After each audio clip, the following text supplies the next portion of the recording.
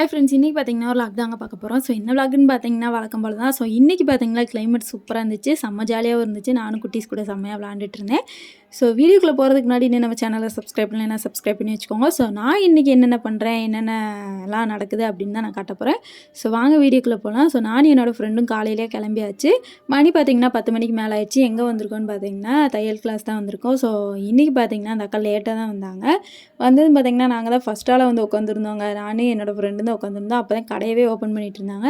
So open பண்ணி எல்லாத்தையுமே ஒதுங்க வச்சு எல்லாமே முடிச்சிட்டாங்க. அப்புறம் பார்த்தீங்கன்னா என்னோடய ஃப்ரெண்டு வந்து ஆரி ஒர்க் பண்ணுறா அப்படி சொல்லியிருந்தேன் இல்லையா, அதுக்கு பார்த்தீங்கன்னா நேற்று கஷ்டப்பட்டு நாங்கள் துணி வாங்கிட்டு வந்தவங்க கடை கடையாக அலைஞ்சோம். அந்த துணி கிடைக்கவே இல்லை. இது என்னமோ பாப்பின் துணி என்னமோன்னு சொன்னாங்க. அது எனக்கு சரியாக தெரியல பேர். அந்த துணி பேர் சொன்னாங்க. அதை கஷ்டப்பட்டு தேடி எப்படியோ கண்டுபிடிச்சாச்சு. இந்த ரிங்கு மாதிரி இருக்குல்ல, அந்த இதில் தான் மாட்டிகிட்டு இருந்தாவ.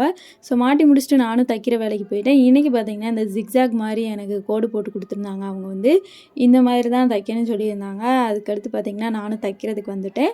ஸோ ஃபஸ்ட்டு பார்த்திங்கன்னா தைக்கும்போது கஷ்டமாக தான் இருந்துச்சு. அடுத்து ஈஸியாகவே இருந்துச்சு. அந்த இது பார்த்திங்கன்னா ஒவ்வொன்றா அந்த கோடு இருக்குல்ல, அது மேலே தான் தைக்கணும்னு சொன்னாங்க. ஸோ நாங்களே எல்லாத்தையுமே முடிச்சுட்டு அப்புறம் பார்த்திங்கன்னா வீட்டுக்கு கிளம்பியாச்சு.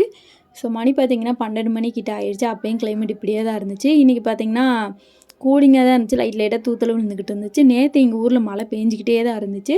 பாருங்கள் அங்கங்கே தண்ணியாக தான் இருக்கும். ஸோ அதெல்லாம் முடிச்சுட்டு எனக்கு ஒரு வேலை இருந்துச்சு. நான் இங்கிட்டு வந்துட்டேன். அவள் வீட்டுக்கு போயிட்டா. ஸோ எதுக்குன்னு பார்த்தீங்கன்னா பேங்க் வந்திருந்தோம். ஸோ நானும் சித்தி வந்துட்டு அப்படியேவும் எல்லா வேலையும் முடிச்சுட்டு வீட்டுக்கும் வந்துவிட்டோம். வந்ததுக்கப்புறம் பார்த்தீங்கன்னா செம்மையாக ஃபன் பண்ணிகிட்டு இருந்தோம். நானும் எங்கள் வீட்டு பக்கத்தில் உள்ள குட்டீஸ் எல்லாருமே சேர்ந்து ஜாலியாக விளாண்டுட்டு இருந்தோம். ஸோ என்னடா செயினை மாற்றி போட்டிருக்கான்னு நினைக்காதீங்க, இது வேறு செயின், அதுதான் போட்டிருக்கேன். ஸோ அதையெல்லாம் முடிச்சதுக்கப்புறம் பார்த்திங்கன்னா செம பசிங்க.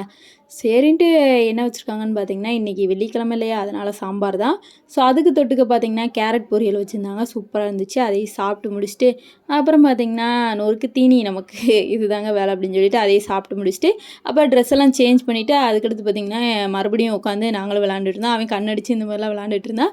ஸோ இப்படி தான் ஜாலியாக எனக்கு இந்த டே இப்படி போச்சு. உங்களுக்கு எப்படி போச்சுன்னு சொல்லுங்கள். இந்த வீடியோ உங்களுக்கு பிடிச்சிருக்கும் நம்புறேன். பிடிச்சிருந்தா சப்ஸ்கிரைப் பண்ணிவிட்டு லைக் அண்ட் ஷேர் கமெண்ட் பண்ணிக்கோங்க. ஸோ நாளைக்கு ஒரு வீடியோவில் உங்களை மீட் பண்ணும் வரை நான் உங்கள் முத்து. Tata, bye bye. நாளைக்கு பார்க்கலாம்.